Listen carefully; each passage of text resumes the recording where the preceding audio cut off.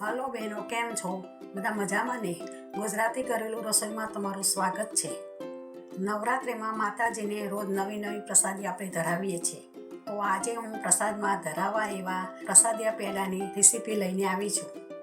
માવા અને ચાસણીની ઝંઝટ વગર ઝટપટ અને સ્વાદિષ્ટ પેડા કઈ રીતે બને એની હું આજે રેસીપી તમને બનાવીને બતાવું છું. તો ચાલો આપણે બનાવીએ પ્રસાદિયા પેડા. પેડા બનાવવા માટે મેં અહીં એક બાઉલ મિલ્ક પાવડર, એક બાઉલ દૂધ, ખાંડ, ઘી, એલાયચી પાવડર અને બદામના પીસ લીધા છે.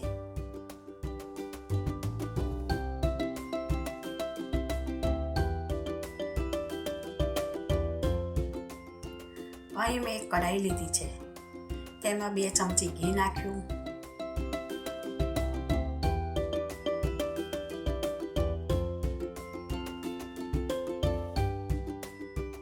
પછી એક બાઉલ દૂધ નાખ્યું.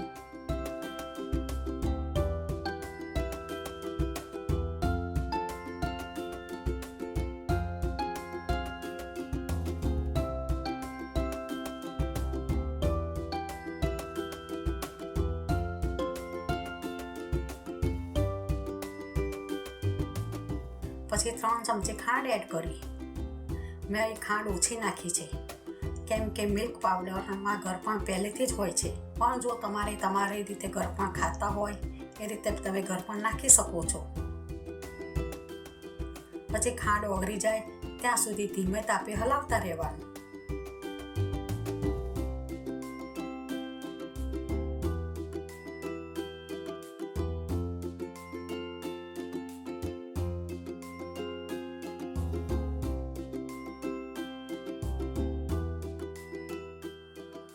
પછી એમાં થોડો મિલ્ક પાવડર એડ કરવાનો, કેમ કે મિલ્ક પાવડર નાખવાથી તેમાં ગાંઠા ના પડી જાય એના માટે સતત હલાવતા રહેવાનું.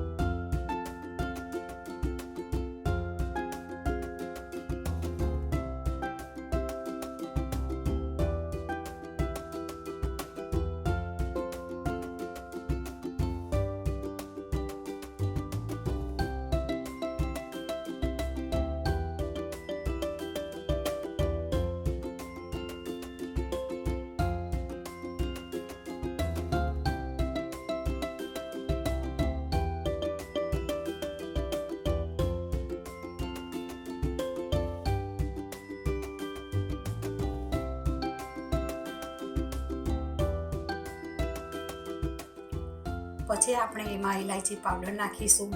પછી બરોબર બધું મિક્સ કરી દઈશું.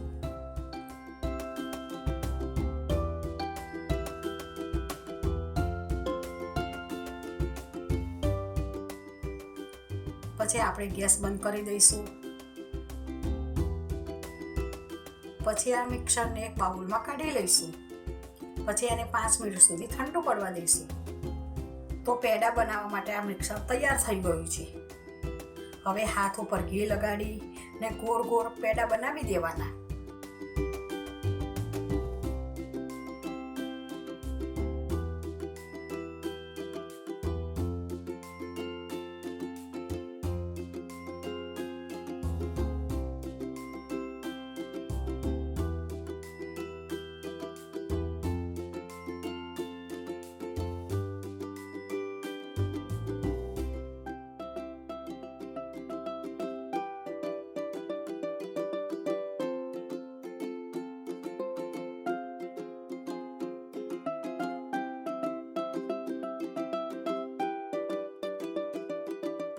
પછી પેડા ઉપર બદામના પીસ લગાડી દેવાના.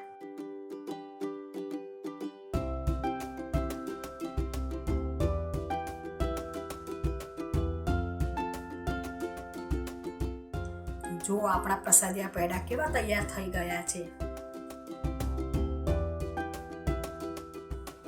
તમને મારી આ રેસીપી ગમી હોય તો મારા વિડીયોને લાઈક કરજો અને મારી ચેનલને સબસ્ક્રાઈબ કરવાનું ના ભૂલતા. કોમેન્ટ કરીને જણાવજો કે તમને મારી આ પેંડાની રેસીપી કેવી લાગી. જય શ્રી કૃષ્ણ.